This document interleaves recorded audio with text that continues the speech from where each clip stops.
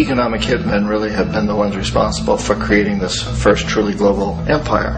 And we work many different ways.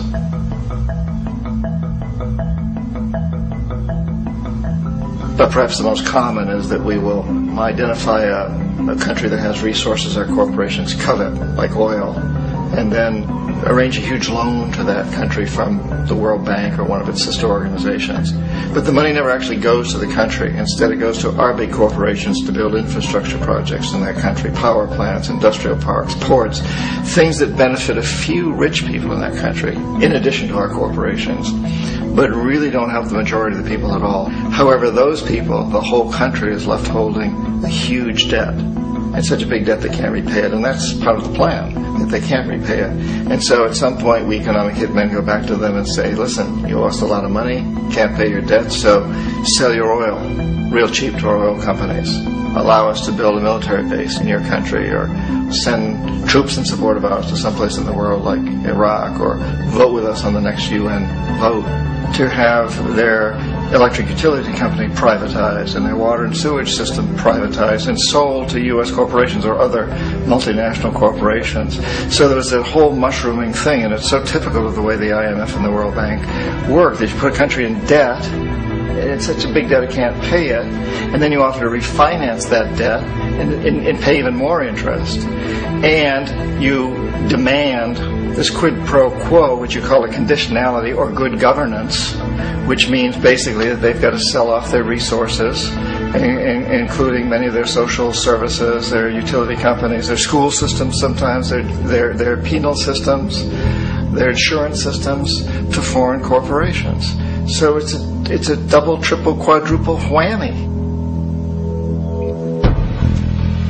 The precedent for economic hitmen really began back in the early 50s when democratically elected Mossadegh, who was elected in Iran, he was considered to be the hope for democracy in the Middle East and around the world. He was Time Magazine's Man of the Year. But one of the things that he'd run on and began to implement was the idea that foreign oil companies needed to pay the Iranian people a lot more for the oil that they were taking out of Iran. The Iranian people should benefit from their own oil. Strange policy. We didn't like that, of course. But we were afraid to do what we normally were doing, which was to send in the military. Instead, we sent in one CIA agent, Kermit Roosevelt, Teddy Roosevelt's relative.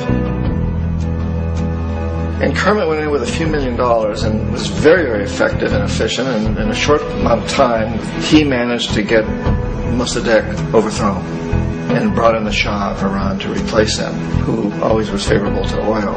And it was extremely effective. Bombs overflow Tehran. Army officers shout that Mossadegh has surrendered and his regime as virtual dictator of Iran is ended. Pictures of the Shah are paraded through the streets as sentiment reverses. The Shah is welcomed home. So back here in the United States, in Washington, people looked around and said, wow, that was easy and cheap. So this established a whole new way of manipulating countries, of creating empire. The only problem with Roosevelt was that he was a card-carrying CIA agent, and had he been caught, the ramifications could have been pretty serious. So very quickly at that point, the decision was made to use private consultants to channel the money through the World Bank or the IMF or one of the other such agencies, to bring in people like me who worked for private companies, so that if we got caught, there would be no governmental ramifications.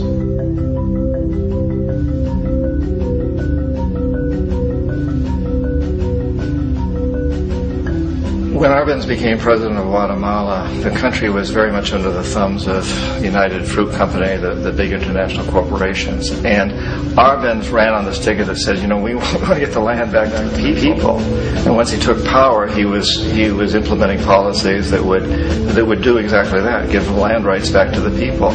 United Fruit didn't like that very much. And so they hired a public relations firm, launched a huge campaign in the United States to convince the United States people, the citizens of the United States and the press of the United States and the Congress of the United States that Arbenz was a Soviet puppet, and that if we allowed him to stay in power, the Soviets would have a foothold in this hemisphere, and that at that point in time was a huge fear on everybody's mind, the Red Terror, the Communist Terror. And so, to make a long story short, out of this public relations campaign came a commitment on the part of the CIA and the military to take this man out. And in fact, we did. We sent in planes, we sent in soldiers, we sent in jackals, we sent everything in to take him out, and did take him out. And as soon as he was removed from office, the new guy that took over after him basically reinstated everything to the big international corporations, including United Fruit.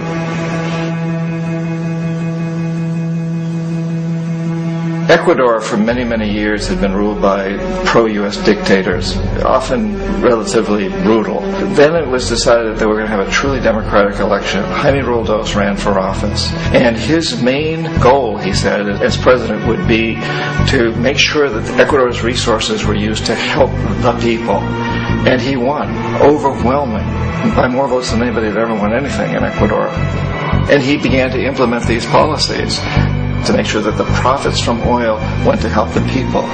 Well, we didn't like that in the United States. I was sent down as one of several economic hitmen to change Roldos, to corrupt him, to bring him around, to let him know, okay, you can get very rich, you and your family, if you play our game, but if you continue to try to keep these policies you've promised, you're going to go. He wouldn't listen. He was assassinated.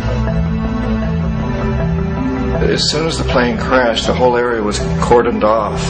The only people allowed in were U.S. military from a nearby base and some of the Ecuadorian military.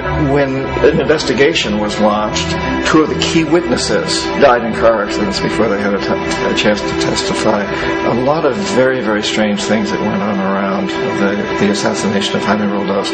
I, like most people who've really looked at this case, had absolutely no doubt that it was an assassination. And of course, in my position as an economic hitman, I was always expecting something to happen to Jaime, whether it be a coup or assassination, I wasn't sure, but that he would be taken down because he was not being corrupted. He would not allow himself to be corrupted the way we wanted to corrupt him.